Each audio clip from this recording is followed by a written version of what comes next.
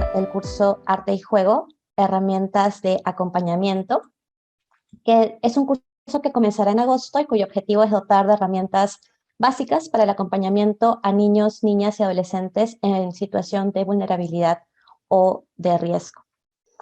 En sí, el día de hoy, más que una charla, me gustaría que viéramos este espacio como un compartir de ideas. Específicamente yo les he traído algunas ideas asociadas a la importancia del juego en el proceso de desarrollo infantil. Quizás podemos pasar a la siguiente.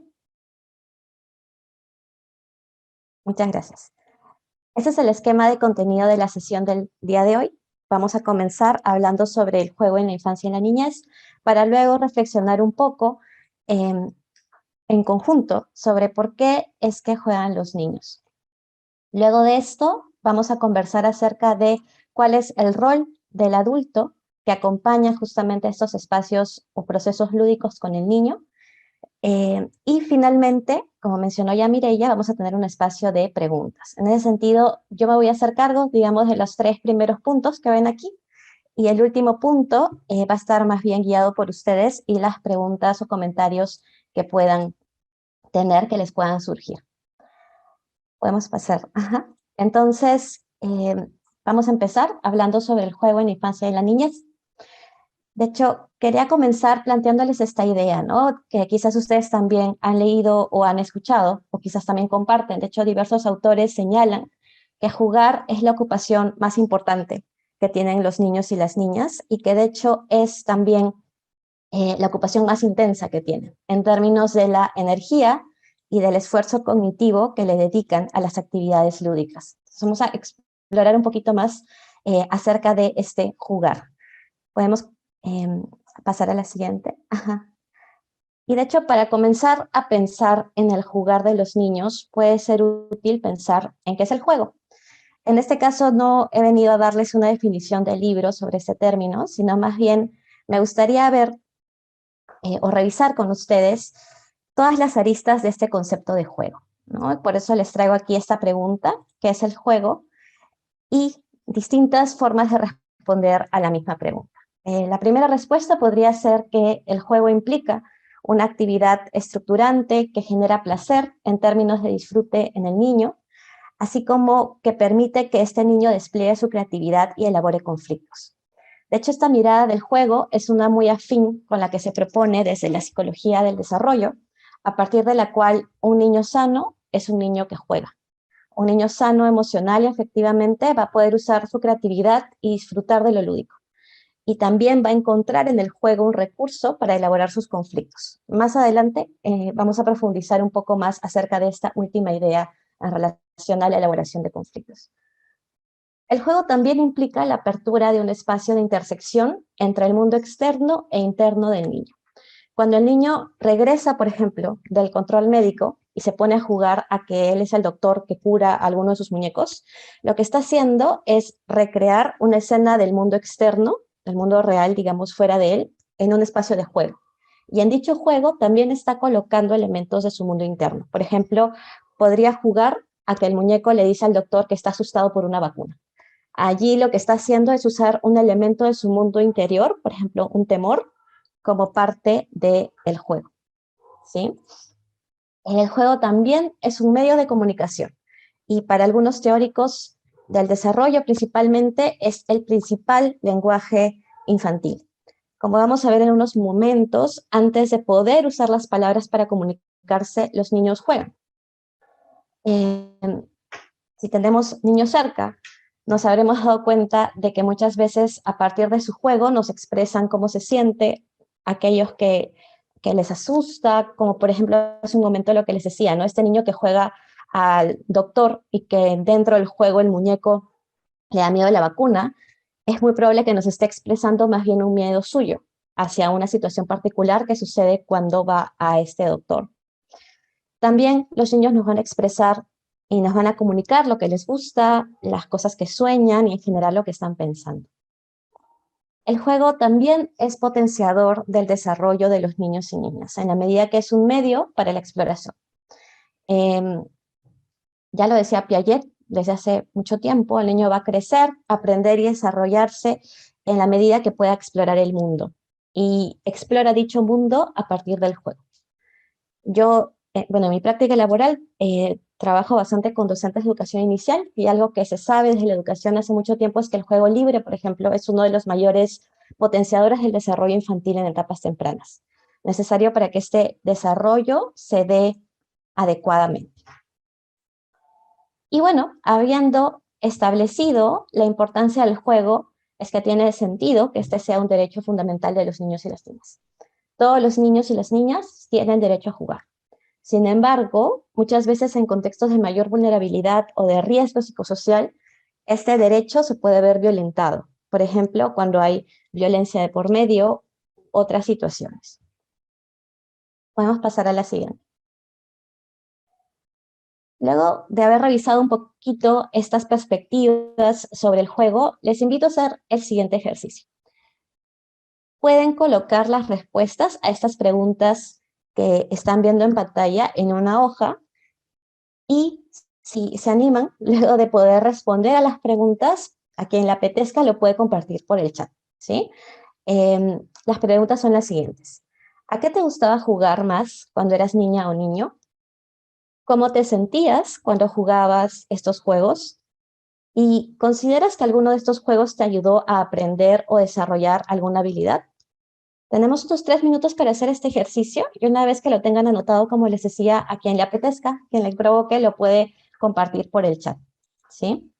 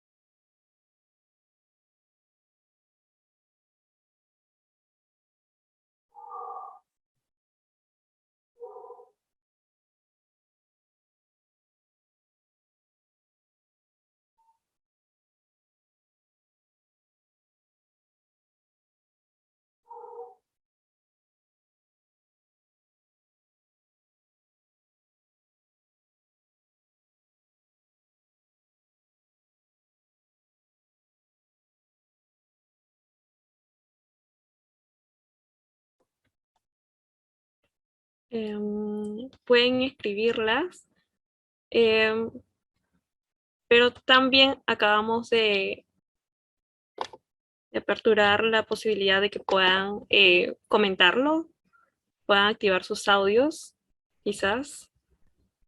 Así que si alguien se anima, puede hacerlo ahora o levantar la mano, quizás.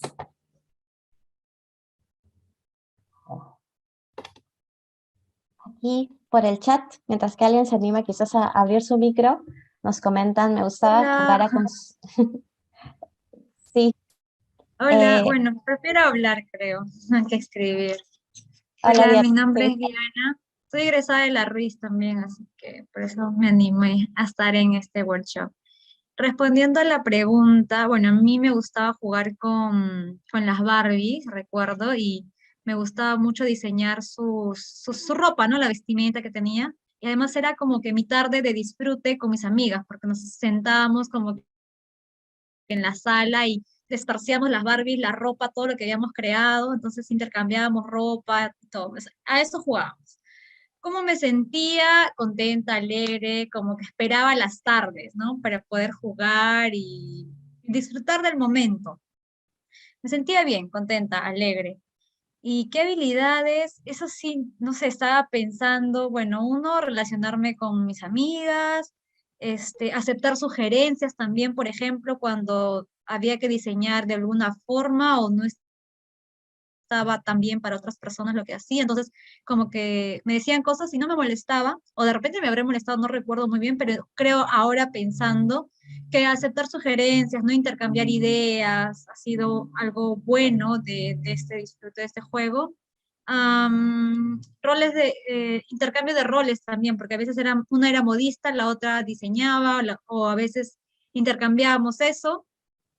Y bueno, habilidades, motricidad fina, por ejemplo, ¿no? Porque teníamos que coser con aguja, entonces de alguna manera por ahí la motricidad fina en este caso.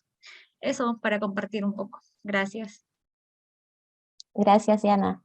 Bueno, en el caso de Pemerano, que también nos ha escrito, menciona que le gustaba jugar a construir carreteras, puentes y túneles, que sentía parte de ese mundo y se imaginaba de grande ser ingeniero. Y Daisy nos ha comentado, ¿sí? También. Sí, bueno, disculpen, es que me acaban de desalojar del cuarto. Buenas tardes. Bueno, sí, lo que comentaba yo cuando era niño con mis hermanos, bueno, nosotros vivimos en la sierra y construíamos carreteras para los carritos pequeños, túneles, construíamos puentes y mira, yo me imaginaba siempre de grande ser ingeniero civil, construir muchas carreteras o manejar los camiones que manejábamos así, pues, ¿no?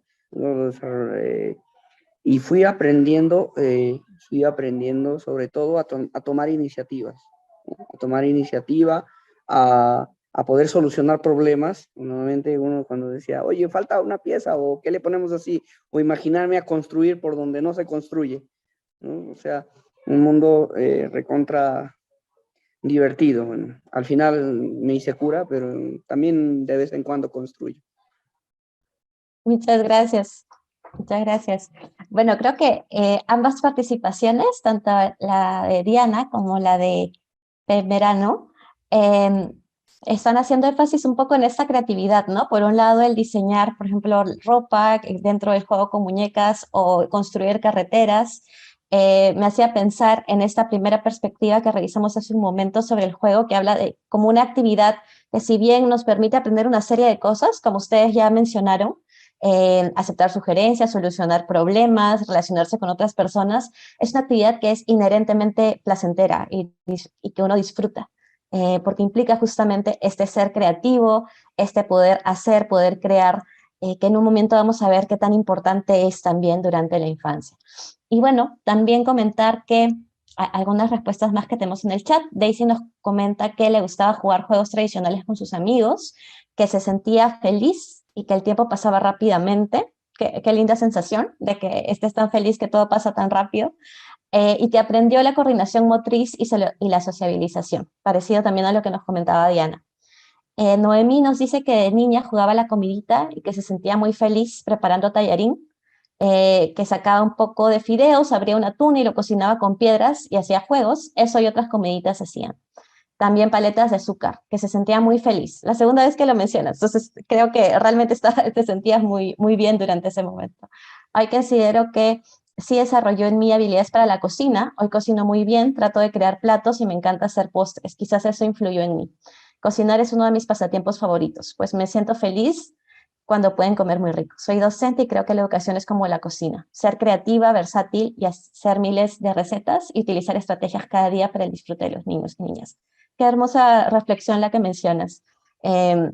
Sí, ¿alguien abrió su micro? Yo jugaba a ser maestra y enseñaba, y además, como mis padres, yo soy de campo, y sembrábamos remolachas, sembrábamos maíz, entonces poníamos plantitas, y yo era la maestra que enseñaba, y entonces yo era feliz y me hice líder, y bueno, y soy profesora. ¡Wow! ¡Wow! Es una vocación entonces, porque lo disfrutaba desde muy, muy temprano en la vida. Y metía a los niños en la casa, algunos tenían piojos, y mi mamá me decía cuando ellos iban a trabajar en el campo y yo venía de la escuela y metía hasta que se hacía de noche. En España se hace muy tarde de noche ya, a finales ya cuando estamos llegando al verano, y entonces me decía, pero nos vas a llenar de piojos la casa, decía. No, mamá, ya verás, esto va a ser bueno. Y a repartir, a dar comida. Era un negocio, yo negociaba con ellos. Si tú te lavas bien, saco la hogaza de pan. Yo era pobre, él era igual que yo, pero yo sacaba la hogaza de pan y les daba un pedazo a cada uno. Merendábamos juntos. Y entonces eso me hacía feliz. Y de hecho, yo siempre soñé con ser misionera y hacer eso. Y bueno, y por aquí ando por estos cerros de Dios. Muchas gracias, Isabel. Qué qué inspirador los que nos comentas, porque creo que con tus ojos de niña quizás veías todo de manera más, como digamos, de manera un poco más positiva o más altruista incluso, que de repente un adulto que cuando ve a un niño que quizás tiene menos recursos está más preocupado por cosas muy prácticas, por ejemplo, si tiene piojos o no, y tú no veías eso. Creo que es algo muy, muy característico de la infancia que a veces cuando somos adultos perdemos un poco. Jocelyn nos comenta, me gustaba jugar a la tienda con mis hermanos y primos, turnándonos a comprar y vender por turnos, usaban como productos piedras, tierra, botellas vacías. Se sentía feliz, muy divertido y le ayudaba a relacionarse, resolver sumas y restas, negociar, como también mencionó Isabel, que también negociaba, sensación de servicio y la creatividad para utilizar material reciclado. Muy bien. Bueno, muchas gracias a todas y a todos por sus participaciones. Voy a ir, conforme avancemos en la presentación, retomando algunas de las ideas que ustedes han mencionado, pero me alegra que se hayan podido conectar y recordar estos momentos en los que mencionan que disfrutaban y se sentían muy, muy bien. Creo que tiene mucho valor eso también. ¿Podemos continuar? ¿Sí? Y bueno, algo que les quería comentar es que si bien muchos de nosotros tenemos memorias jugando luego de la primera infancia, lo cierto es que incluso antes de que nos acordáramos, ya jugábamos, ¿no? En ese sentido, a continuación voy a hablarles un poco sobre los tipos de juego durante la infancia. De repente, en algunos de estos juegos voy a ir también hilando las ideas que ustedes han traído hoy día, o mejor dicho, sus propias experiencias, ¿sí? Entonces, podemos decir que los niños y las niñas juegan desde que nacen, ¿sí? Es más, hay algunos estudios que actualmente se están haciendo para ver qué tanto el niño o la niña ya juega desde el vientre de la madre. No sé si los han escuchado o si los han leído. Hay algunos estudios que se hacen poniéndoles, por ejemplo, música a los niños y las niñas, a los bebés dentro del vientre y se ve cuáles son sus movimientos, qué áreas del cerebro se activan y pareciera que los niños ya empiezan a jugar desde allí, ya empiezan a explorar con lo que tienen, sea el sonido que le ponemos cuando ponemos una música, o sea los movimientos que suceden ahí adentro, lo que pueden tener a la mano, ¿sí?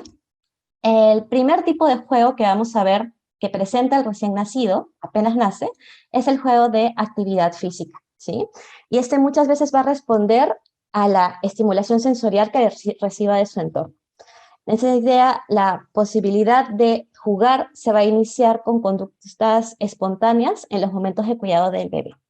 Seguramente han escuchado o conocen el trabajo de Amy Pickler, ¿sí? De repente sí lo conocen a Amy Pickler, escuché por ahí que habían algunas educadoras, entonces de hecho sí. Ella señalaba, de hecho, dentro del Instituto Pickler-Lopsy, que justamente en esos momentos de cuidado, el que el niño juegue espontáneamente con el adulto que le está bañando o que le está dando de comer, permite que entre ambos se construya un vínculo intersubjetivo y que poco a poco el bebé convierta a esta persona adulta, que en un principio no tiene mucho significado, en una persona significativa, justamente, para él o para ella, en un ser importante para él o para ella. Lo importante de esos momentos de juego espontáneo que se dan particularmente en también momentos de cuidado. A su vez, Donald Winnicott, que es un psicoanalista especializado también, era un psicoanalista especializado en el trabajo con niños y con niñas, sostenía que los bebés no nacen teniendo conciencias de sí mismos como sujetos. Es decir, el bebé no nace sabiendo, yo soy un sujeto, soy una persona aparte, digamos, ¿no? Él pensaba que esta conciencia de sí, los bebés la desarrollan gradualmente en los primeros 2 años de vida. ¿Cómo la desarrollan? Mediante el juego y mediante la relación con un otro, es que los bebés aprenden sobre sí mismos y aprenden a entenderse como sujetos aparte, sujetos en sí mismos. En esa línea, el juego funcional, que es este juego en el cual los bebés repiten una y otra vez una misma conducta, se relaciona una tarea del desarrollo a partir de la cual el bebé se está conociendo a sí mismo, sus capacidades y sus límites, está tomando conciencia de quién es ese bebé, quién soy yo y qué es lo que yo puedo hacer, ¿sí? ¿Qué es lo que yo puedo dominar? ¿Hasta dónde puedo llegar? El juego funcional también va a permitir al bebé dominar acciones, luego de practicarlas una y otra vez. Hacia los 2 años surge en el niño, usualmente, pero de manera progresiva, un deseo de compartir algún objeto o alguna actividad común con un otro, que puede ser un cuento, una canción o un dibujo. Muchas veces ese otro puede tomar diferentes formas, pero ya el niño pasa de querer jugar muchas veces solamente con un cuidador principal a poder estar en espacios con, por ejemplo, otros niños y niñas, ¿no? Estos son los inicios, de hecho, del juego social. Podemos pasar a la siguiente. Sí, gracias. Más adelante, en el juego simbólico, el niño va a empezar a reproducir escenas de la vida real y las va a modificar de acuerdo con sus necesidades y sus intereses. Este juego supone que el niño ha aprendido a usar símbolos. Por ejemplo, puede usar un objeto que simboliza otra cosa para jugar. Pues hace un momento alguien mencionaba por el chat que jugaba a cocinar con piedras y con otros elementos de la naturaleza. Estaba allí jugando simbólicamente. Estaba utilizando un objeto, por ejemplo, una piedra, para representar otra cosa, ¿sí? Poco después del juego simbólico aparece el juego sociodramático, que implica la capacidad del niño para asumir roles sociales. Por ejemplo, el niño puede jugar al doctor y puede jugar a quien construye una carretera, como nos mencionaban también en uno de los ejemplos, puede jugar justamente a asumir el rol de alguien más. Puede pensar cómo sería estar en el lugar de alguien más. Este juego también permite al niño ensayar y aprender responsabilidades futuras, pero también, como ustedes lo comentaron en sus ejemplos, también implica, al momento de recrear escenas, que el niño aprende una serie de habilidades para relacionarse con otras personas, ¿no? Todo lo que mencionaron, a negociar, que aprende a solucionar problemas, a aceptar sugerencias, porque claramente lo que está haciendo allí es practicar de a pocos algunas habilidades sociales, ¿sí? Hace algunos años, de hecho, y esto pensando en el juego sociodramático, pensaba en cómo muchas veces también a partir de ahí es que los niños aprenden algunas normas, ¿no? Algunas normas sociales. Hace algunos años les iba a comentar que yo trabajaba en Ayacucho en un proyecto comunitario de acompañamiento a familias con niños y niñas pequeñas y veía, ¿no?, cómo los domingos en una zona altoandina de Ayacucho en donde trabajábamos, las familias solían dedicarse a labores agrícolas en una comunidad altoandina en la que trabajábamos. Y allí toda la familia se trasladaba al espacio de trabajo. Para mí era muy interesante ver cómo los miembros más pequeños de las familias acompañaban a los miembros más grandes y muchas veces jugaban a ser adultos de alguna manera, ¿no? Tengo esta imagen, por ejemplo, de un niño cargando unas ramitas, como si fueran muy pesadas, pero en realidad eran unas ramitas, o sea, delgaditas, pero como haciendo todo el gesto como si fueran muy pesadas. Y lo que estaba allí es, ese niño estaba practicando un rol que probablemente es muy posible que va a hacer en algún momento cuando sea más grande, ¿sí? Y en ese sentido también se pueden aprender algunas normas sociales, se pueden aprender algunas expectativas culturales, por ejemplo, también. Y finalmente el juego de reglas, que implica, por ejemplo, el hacer un deporte, u otros juegos, también mencionaron, por ejemplo, ustedes, juegos tradicionales, muchas veces implican una regla, ¿no? Implican un marco, todos saben qué hay que hacer, digamos, suelen aparecer luego de los 5 años y permiten a los niños aprender, por ejemplo, a respetar turnos, a seguir normas, a reconocer al otro en su rol activo y también a autorregularse, ¿sí? Podemos pasar a la siguiente. Ahora, luego de hacer, digamos, este repaso, este recuento sobre el juego y su evolución de acuerdo al ciclo vital durante la infancia, me gustaría que podamos reflexionar hoy sobre una pregunta que es justamente ¿por qué es que juegan los niños?, ¿no? Esta pregunta, de hecho, la lanzó de manera teórica hace 80 años, en 1942, Donald Winnicott, y hasta el día de hoy sigue siendo respondida y estudiada. Así como existen diferentes maneras de definir el juego, como vimos al principio, también existen diferentes respuestas para esta pregunta, de por qué es que juegan los niños. El día de hoy me gustaría pensar en una respuesta más psicológica o relacional, así que del niño. Si bien, como les digo, puede haber diferentes maneras de responder a esta pregunta, ¿sí? Podemos pasar a la siguiente. Ok, entonces, ¿por qué es que juegan los niños? Ya sabemos, hemos visto hace un momento que el juego tiene un papel central en la vida anímica y psíquica de los niños, y como les dije al comienzo de este espacio, ha sido descrito como la ocupación favorita en la infancia y la más intensa, digamos. Una razón de esto es, como nos dice Antonino Ferro, que el juego facilita al niño la creación de un espacio seguro dentro de la situación actual que puede percibirse como caótica o angustiante. En este espacio seguro, el niño puede representar, comunicar, elaborar y modular su agresión, su ansiedad y todas las angustias conectadas con las familias, con las fantasías que representan. Les voy a poner un ejemplo. De hecho, mi experiencia laboral ha implicado el acompañamiento a menores en riesgo psicosocial o que han provenido de contextos de vulnerabilidad a distintos niveles. Recuerdo una experiencia de acompañamiento comunitario a diadas mamá-niño, en las que me tocó acompañar a un niño que tenía 4 años y que tenía un cáncer terminal. Claramente, tener cáncer a esa edad era una experiencia sumamente caótica para el niño, por todo lo que implicaba, pero también, digamos, no solo por las constantes idas y vueltas al hospital, sino porque esta situación también había generado una serie de dificultades económicas dentro de la familia, que había implicado que pierdan su casa y una serie de dificultades que solo habían empeorado la situación. Entonces, era una situación sumamente angustiante y sumamente caótica para un niño tan pequeño. Lo primero que me sorprendió cuando conocí a este niño, sin saber mucho todavía de su historia, era lo cohibido que era y lo poco que jugaba, ¿sí? ¿Se acuerdan? Hace un momento yo les decía, en psicología del desarrollo siempre pensamos, un niño sano es un niño que juega. Un niño que no juega nos llama la atención. ¿Por qué no está jugando? ¿No? Este niño era muy cohibido para jugar. Y recuerdo que un día estábamos trabajando justamente con material artístico, que es como usualmente yo me aproximo al acompañamiento de niños, niñas y adolescentes, y él se animó a hacer un muñeco con unas telas que teníamos, ¿sí? Yo le ayudé con el pegado y con un poco a pintarle algunas cosas en la carita. Y poco a poco, en el espacio de acompañamiento comunitario, comenzó a jugar apoyándose de este muñeco.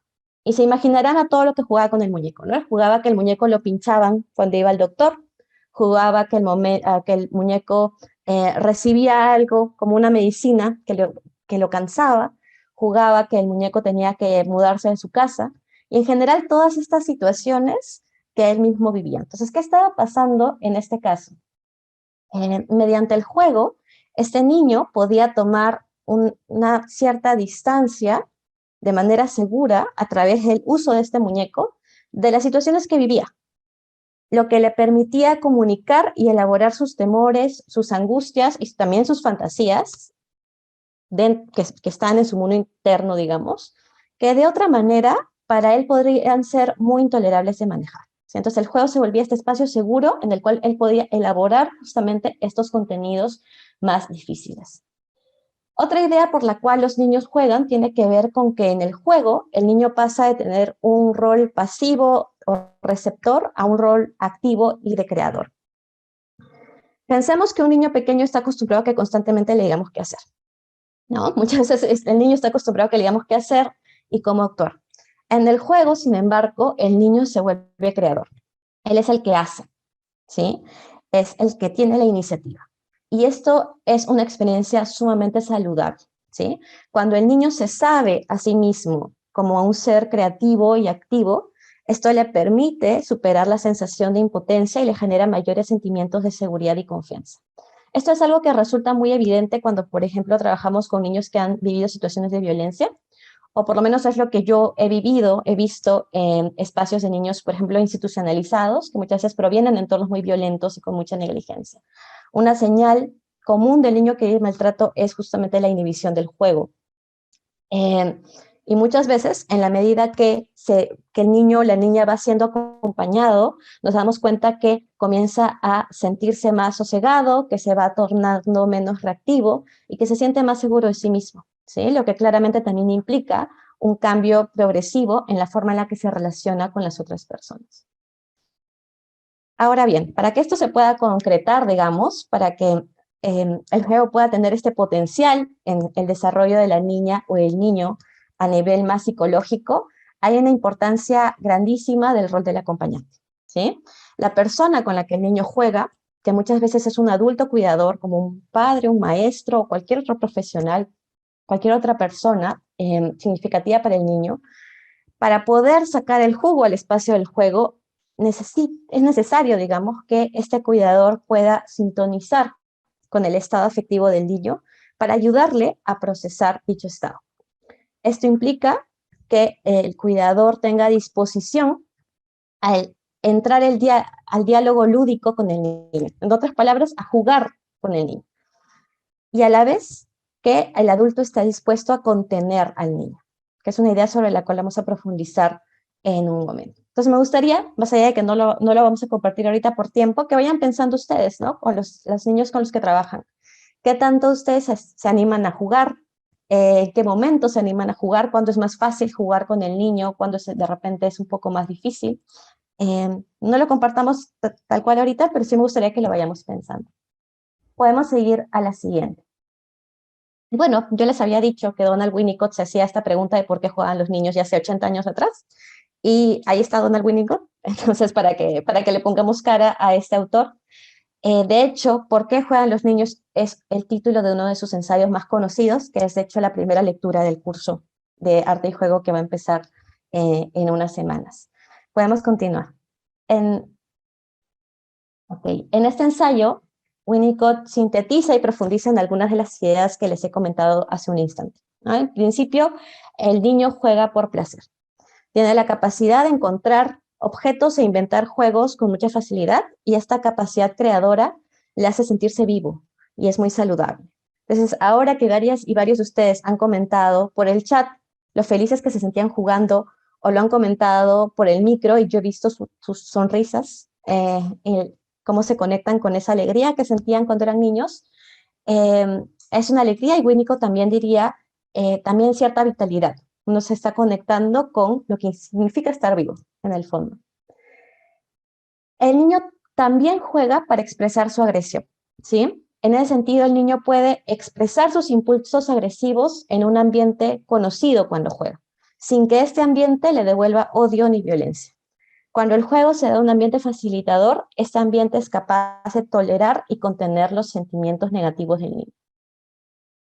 Esta idea me trae a la mente un niño que acompañé de manera más individual, que se encontraba también en un proceso de institucionalización. Cuando hablamos de institucionalización, estamos hablando de niños y niñas que terminan siendo acogidos en un espacio que se encuentran en esta situación de abandono parental, o porque no tienen cuidados parentales en ese momento, ¿no? Dependiendo del centro donde esté institucionalizado el niño, este puede recibir visitas una vez por semana, usualmente, de algún familiar autorizado. Y este niño que he recordado, lo conocí cuando ya habían pasado 5 semanas en las que la familiar que lo visitaba semanalmente había dejado de hacerlo sin aviso previo. No sabía por qué, y de hecho yo tampoco. En ese momento todavía no sabía qué había pasado con esta persona que había dejado súbitamente de visitar a este niño. El niño tenía 8 años, y me acuerdo que cuando jugábamos, siempre que jugábamos, recuerdo que las temáticas que traía implicaban que él era un personaje como tipo Hulk. ¿Saben quién es Hulk? Este hombre verde de Marvel, que es como un monstruo, que destruye todo. Y de hecho, este niño en el juego era Hulk, o era alguien parecido a Hulk, que destruía todo, cada vez que jugábamos, ¿sí? En ese espacio de juego, mejor dicho, él lo usaba para mostrar su agresión de manera segura.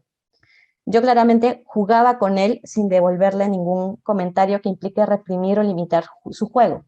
Acompañaba más bien la expresión de esa agresión. En un momento voy a referirme a esta experiencia para comentar la idea que sigue. El juego también permite adquirir experiencia. Es la prueba, digamos, de la capacidad creadora del niño. Por lo tanto, como les decía, es la prueba también de que este niño tiene vitalidad, está vivo. Y la idea es justamente no limitar la iniciativa ni la inventiva del niño, sino más bien acompañarla. También podemos, dentro del juego, enseñar directamente al niño juegos o valores tradicionales, así como límites, ¿no?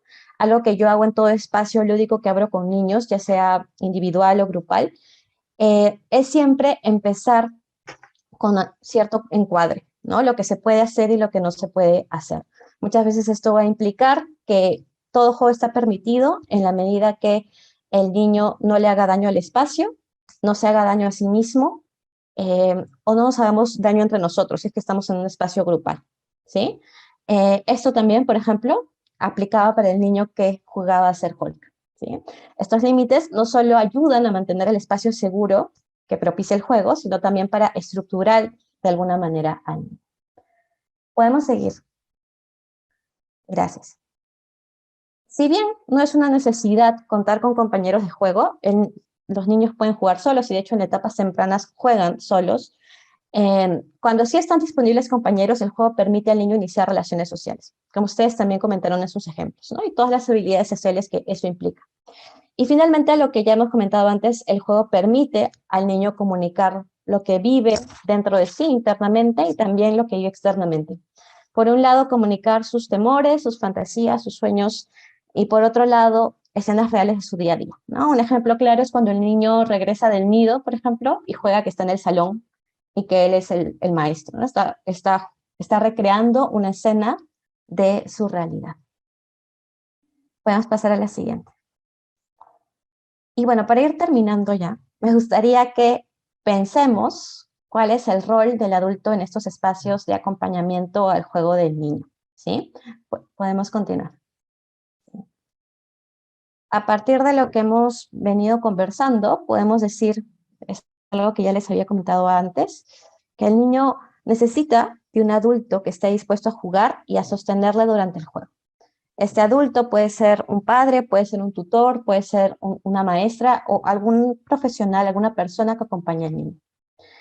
Ustedes me dirán, ¿qué significa sostener al niño? ¿Qué puede significar eso?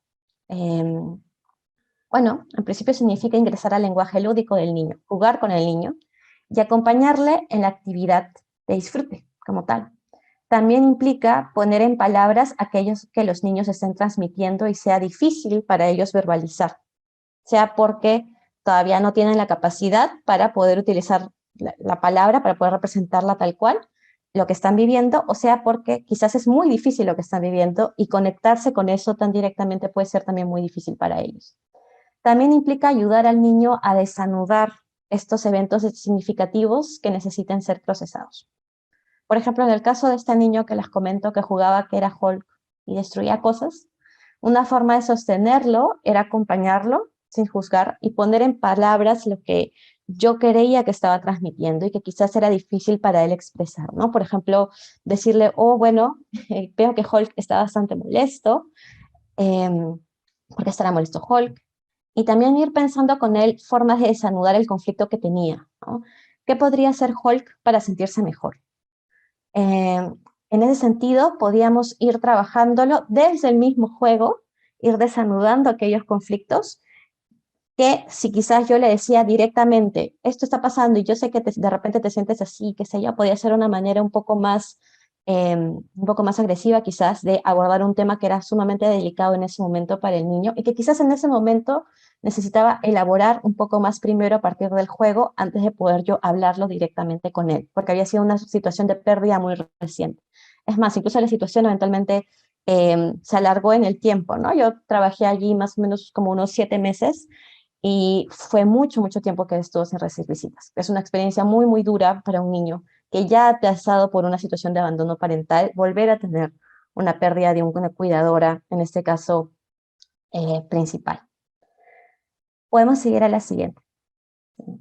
Y bueno, ya estamos, de hecho, terminando esta breve introducción al curso que vamos a abrir en unas semanas. Y quería dejarles también con estas ideas que me parecen que son bastante importantes y que de hecho vamos a profundizar durante el curso, ¿no? Cuando jugamos y sostenemos el espacio lúdico para los niños y las niñas, cuando sostenemos a los niños y las niñas dentro del espacio lúdico, transmitimos una experiencia de cuidado que a la vez les enseña a los niños a cómo cuidar, ¿sí? El niño que es maltratado, por ejemplo, si no recibe un acompañamiento, la gran mayoría de veces, por estadística, sabemos que va a tender a repetir vínculos donde o maltrata o, lo que es más común, vuelve a ser maltratado, ¿sí? Lo mismo pasa con el niño que es cuidado, pero de manera más, digamos, de manera más positiva, ¿no? El niño que es cuidado va a tender a repetir experiencias de cuidado. Y asimismo, la experiencia de cuidado es una con gran potencial reparador, ¿sí? Que puede enseñar a aquel que no ha sido cuidado que existen formas saludables de vincularse con otra persona, que está bien y que es posible apoyarse en un otro, ¿sí? Que no siempre este otro es alguien en quien yo debo de desconfiar, es alguien que si yo me muestro, por ejemplo, muestro mis emociones más agresivas o de repente muestro mi temor, esta persona me va a decir, no, no lo hagas, o no, siéntate mejor en este momento, sino es alguien que me puede acompañar, que me puede ayudar a entender mejor lo que me está pasando. Y finalmente dejarles esta idea, así como cuidar y enseñar a cuidar es importante, también lo es el autocuidado, ¿no? La capacidad de las y los cuidadores de procurarse sus propios espacios de contención. Por la naturaleza de mi trabajo, muchas veces no acompaño solamente a niños, sino también a sus padres y madres, ¿no? Y me queda muy claro que una forma de incidir en el bienestar del niño es contribuir a que su cuidador pueda realizar mejor su tarea de acompañarlo y sostenerlo. Y un primer paso para estar en la capacidad de acompañar y cuidar es cuidarnos a nosotros mismos, ¿sí? Piensen ustedes en los niños que tienen cerca y cómo cuando están ustedes más agotados, más estresados, cuando están enfermos, no están quizás en la mayor capacidad de cuidar ni acompañar sensiblemente. No porque no quieran, sino porque somos humanos, ¿sí? Porque todos tenemos límites, ¿sí? En el caso de los profesionales que trabajamos con niños en contextos de vulnerabilidad psicosocial, a veces no es solo nuestro contexto más cercano el que nos puede tener cansados, sino los mismos contenidos con los que trabajamos, ¿sí? De ahí la importancia de que nos cuidemos. ¿Cómo? Pues aquí les dejo algunas ideas. Capacitándonos o revisando modelos teóricos que nos ayuden a entender los procesos que acompañamos y su efecto en los niños y nosotros mismos. Reflexionando sobre cómo nos hace sentir la práctica de cuidar de niños, niñas y adolescentes. Disfrutando ratos de ocio. Y poniendo límites saludables en nuestros diversos espacios de realización. Esto a veces es difícil. De hecho, no saben todas las veces que yo he terminado hablando, por ejemplo, de algún niño o alguna niña en particular en un espacio familiar o he terminado llevándome el trabajo a un espacio que debiera ser de ocio, ¿no? Pero lo sigo intentando. Y es algo de lo que también vamos a trabajar y vamos a conversar durante el curso. Pues es importante reconocer la importancia de que cuidarnos a nosotros mismos es un requisito para poder cuidar y acompañar mejor al otro. Y bueno, hasta aquí nos quedamos. Cabe mencionar que esta ha sido una introducción breve a lo que será el curso de arte y juego y sobre muchos de los temas de los que hemos hablado aquí vamos a profundizar en ese otro espacio.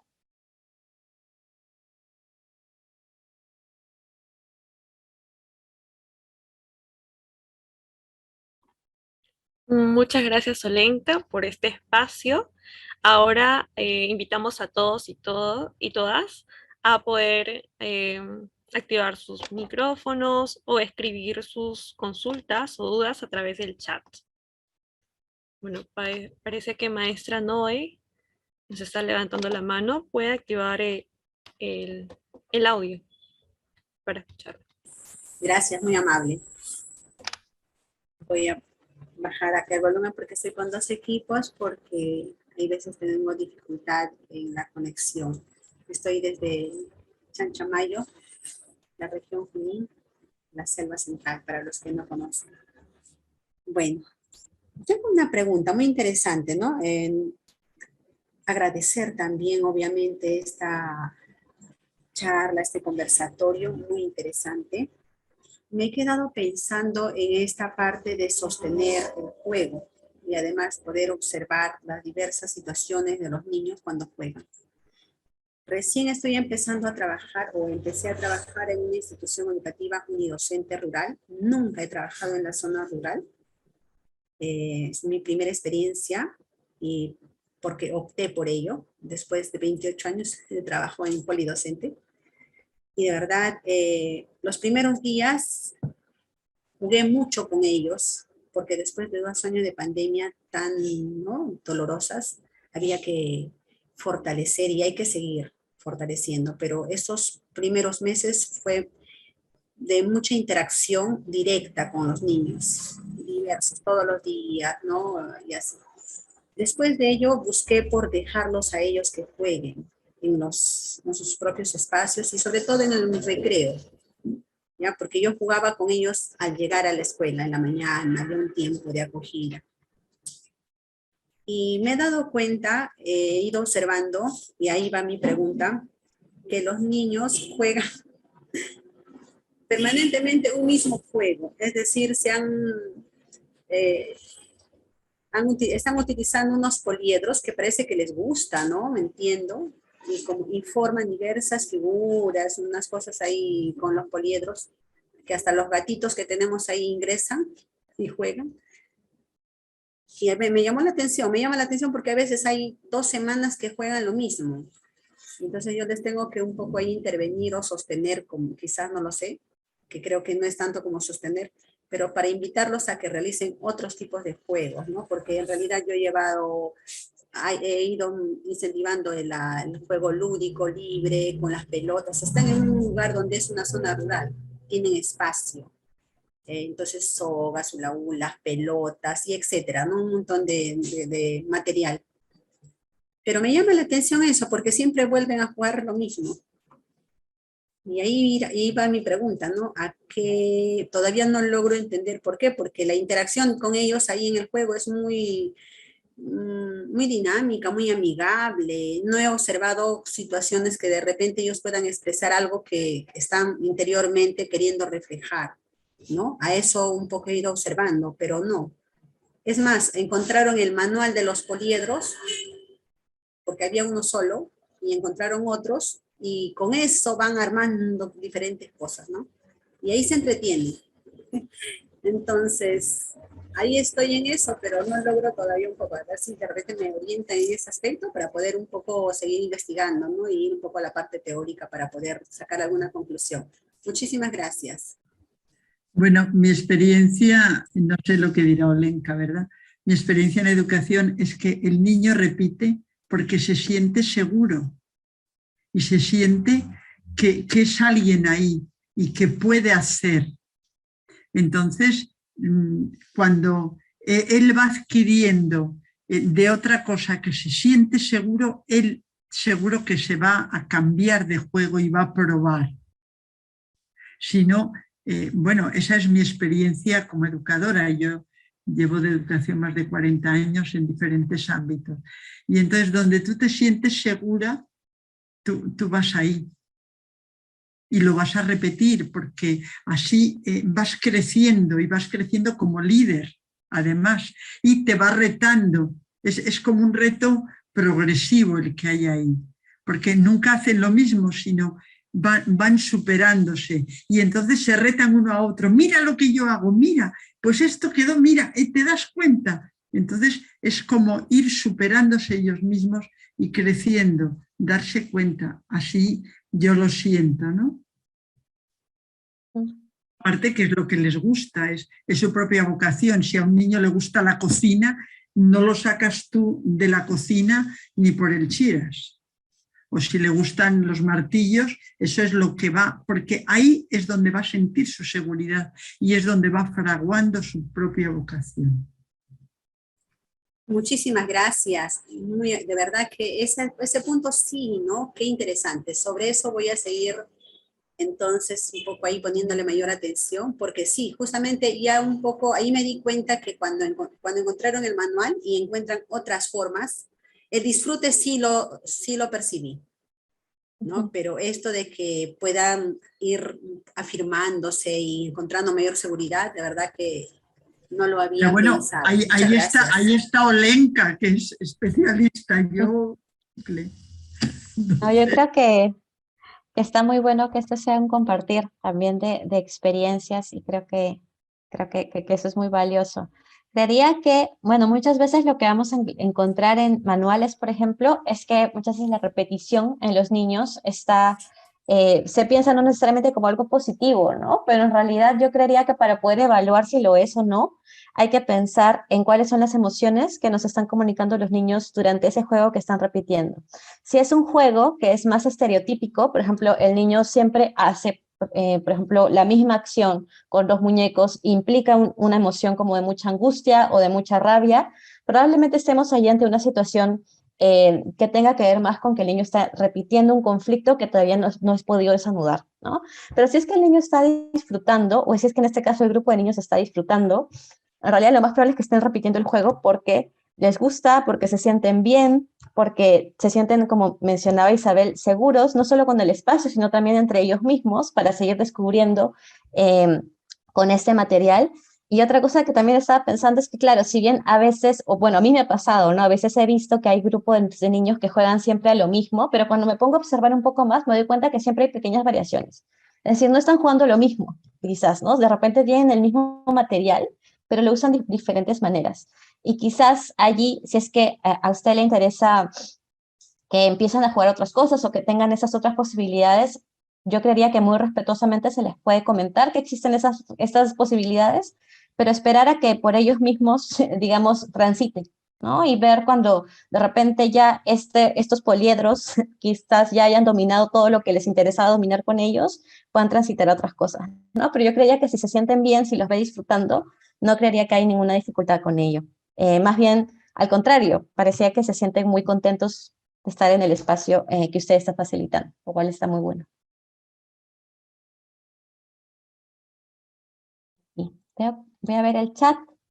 Y aquí veo algunas preguntas que dicen: si los niños solo dedican el tiempo libre para leer y no juega, ¿es una situación normal? ¿Qué se podría hacer para acompañarlo? Bueno, allí habría que ver, habría que tomar en cuenta muchas cosas, ¿no? Al principio, ¿cuál es la edad del niño? Digamos, quizás ¿a qué se refiere con leer? Por ejemplo, para muchos niños también el leer un cuento, algo de fantasía, de repente es un niño que no le gusta tanto el juego más físico, por ejemplo, no es estar corriendo o correteando, pero de repente le gusta eso. Creo que no hay una respuesta como tal, habría que ver cuál es el caso particular, pero es algo parecido a lo que le comentaba a maestra Noé, es que muchas veces hay que ver también no solamente el tema del juego, sino también las emociones que está comunicando ese niño o esa niña, ¿no? Si vemos que el niño es un niño pequeño, no juega para nada y está cabizbajo y de repente nos está comunicando alguna emoción más negativa, quizás allí podemos empezar a pensar qué es lo que podría estar sucediendo justamente con ese niño, ¿no? Pero si es que no, si es que el niño está contento cuando lee, por ejemplo, de repente aprendió recién a leer y le encanta y quiere seguir haciéndolo y es una forma en la que está utilizando su imaginación, no hay problema, ¿no? Habría que ver allí cuál es el tono emocional con el que se comporta ese niño. Y, ok, de ahí veo mensajes de despedida, digamos, a quienes se están retirando, gracias, más bien por el espacio, por el tiempo aquí.